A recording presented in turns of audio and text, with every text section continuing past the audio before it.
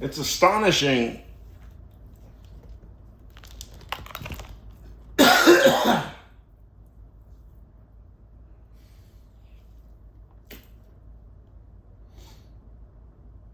how much we think about sex, we talk about sex, we rumor about sex.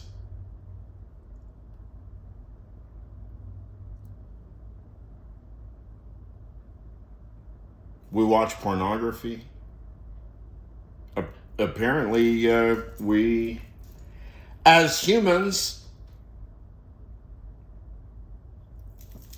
are sustainedly interested in pornography. So we are sexual, and there are a number of people in the world, and most of those people have been fabricated, constructed, whatever the term is, by means of biological reproduction, aka sexual copulation between two humans. If we're American, we've gone through sex ed when we were in elementary school, and then in junior high school, and then in high school, and then in college. There was always sex ed, but in quotation marks, in scare quotes. There was sex ed in scare quotes. If you notice, dear American, I'm Generation X, okay? I grew up in Irvine. 15 minutes south of Disneyland. For all of the biological accuracy, scientific fidelity of our own sexual education curriculum in Irvine,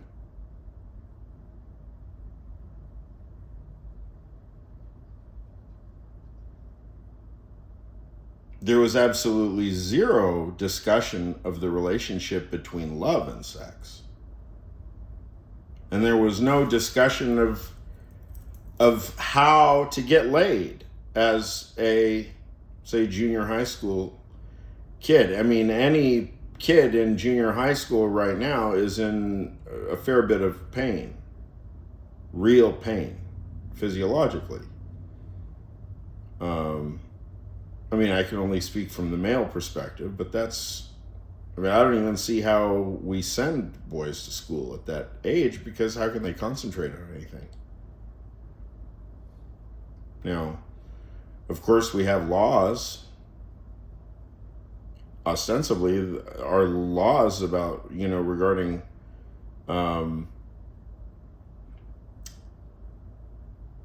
age of consent are applicable at all ages. So my guess is that would imply that it's perfectly illegal if one falls below the age of consent, that it would be perfectly legal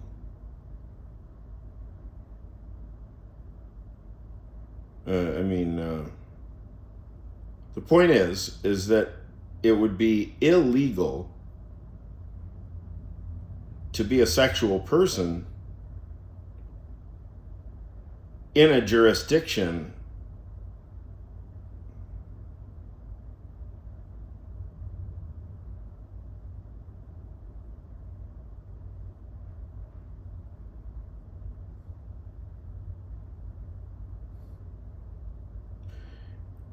I always trip over the the logical connectives. Once you have to hold them in your head, then your thinking becomes very fussy. It's very easy to make mistakes, and the mistakes are all decisive. Okay, so I will rephrase. Roughly, the idea is this.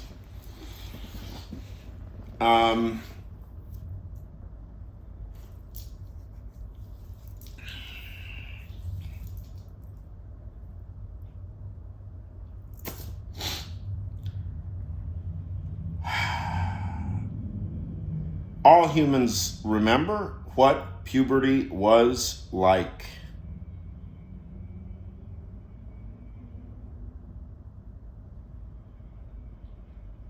And we all remember what kind of education we received about the social aspect of sex.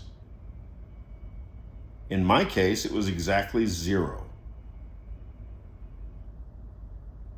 One friend of mine made comment to me, I don't know, roughly 20 years ago. They said, well, Dimitri, that's what the literature was for. I guess I thought it was a stronger argument at the time than I do now. Because what can a child learn about sex from literature? Now, indeed, if we are to teach children, how are we to teach children about their own sexuality in a Jeffrey Epstein world?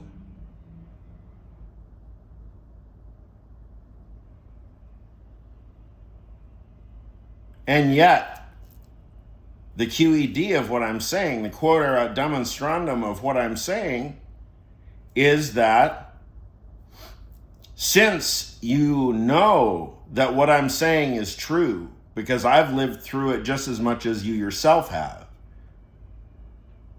the absolute illiteracy of this country when it comes to discussing in the first person perspective, they say, you, testimonial, on the record, you yourself talking about your own sexuality, not in the abstract, but concretely.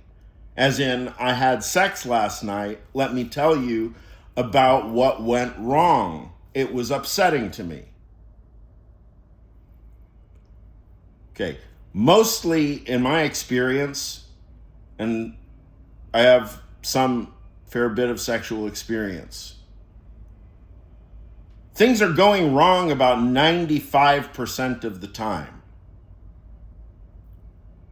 Sex is all about things going wrong and embarrassment and feeling weird, and then there's things that you have to discuss, but it's awkward, but then you don't know if it's rude to discuss it. But then there's just, drive, id, urges, filth, right? And that can either look insane, or it can look perfectly human, or it can look like some mixture of the two.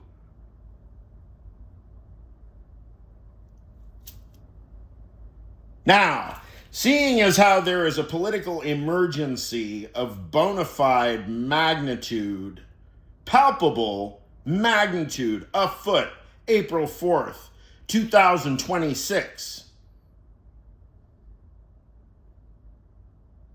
Palpable magnitude it is. An emergency. Is it not an emergency? Dear Americans, brethren, sistern, aunts and uncles, moms and dads, sons and daughters, brothers and sisters, moms, dads, great-grandparents, great-grandmothers, doulas, matriarchs, patriarchs, nurses, registered nurses, registered physician's assistants, who are just as good as MDs. What is it? PA, nurse, register. I mean, these are like, some nurses have just as much education as a cardiothoracic surgeon. Cardiothoracic surgeons of Alabama. Cardiothoracic surgeons of Alabama. And cardiologists of Mobile, Alabama. And Holiday Inn owners of Mobile, Alabama. And real estate owners of California and Nevada and Washington State and Oregon and Iowa and Wyoming and Texas. American citizens, we have an emergency on our hands.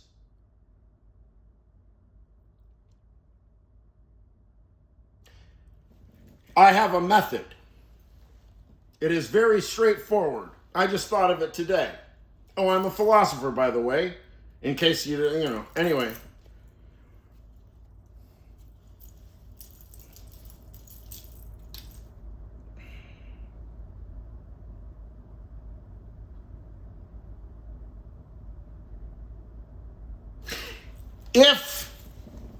My hypothesis goes roughly. If you are in a position of power, as I'm speaking right now, unless you choose to step down and resign mid-sentence, and I'm sure plenty of people will start resigning before I finish this sentence. If you are in any position of power, from preschool teacher to registered nurse, real estate investor, actor, dancer, dentist, you are to be called right now on your YouTube channel to testify transparently and convincingly. Testify about your most embarrassing sexual experience of your entire life. So that means the older you are, the worse it'll be. I'm 51 years old. You can find mine. I've got 3 of them. I uploaded earlier today. I've shared those stories more than I'm done sharing those stories. Exploding hemorrhoids, upsettingly incestuous situations between mothers and sons, theft, pornography. Oh, I've seen it all, America, and I've told you every goddamn last bit of it. And yet, I'm not 5150 or 5250. This is not a padded cell. These are production machines. I am a recording artist for Planet Mu Records, Richard D. James. It's a joke. I'm sorry. You guys will get it. I'm sorry. Dear Mike Paradinas, represent. Bazanakia.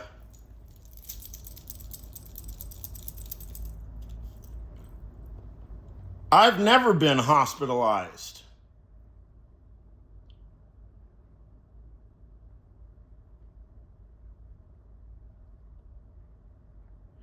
But I'll tell you,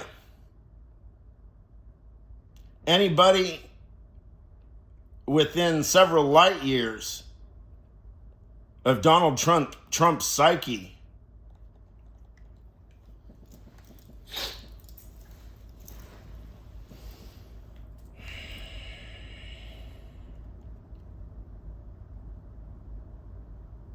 my hypothesis is that an aggressively testosterone charged, my hypothesis is roughly that most men, adult men in the world, cannot handle their own testosterone. They do not know how to be sexually vulnerable with whoever. They don't know how to sexually embarrass themselves. Not as fetish, not as spectacle, but as surprise. Pure surprise. Notice that sexual assault fits that description, except it's the wrong side of the ratio, right? Anyway, I've said enough.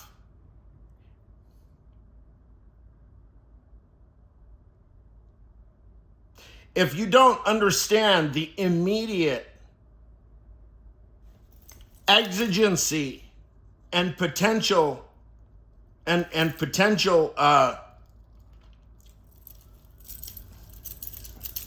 usefulness of my method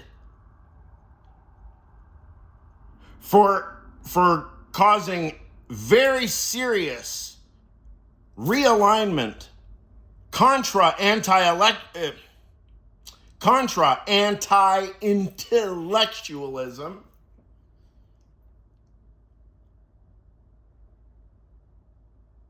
well, fucking open a book. Listen to Michael Wolff. Listen to Michael Wolff. Joanna Coles is making fun of his bookshelf, and he's like, well, at least mine are real books. Fuck yeah. Americans, do you remember what you studied when you got those academic degrees that you paid so much for? What did you study? It's all relevant now. It all depends on the health of a functioning U.S. Constitution, damn it.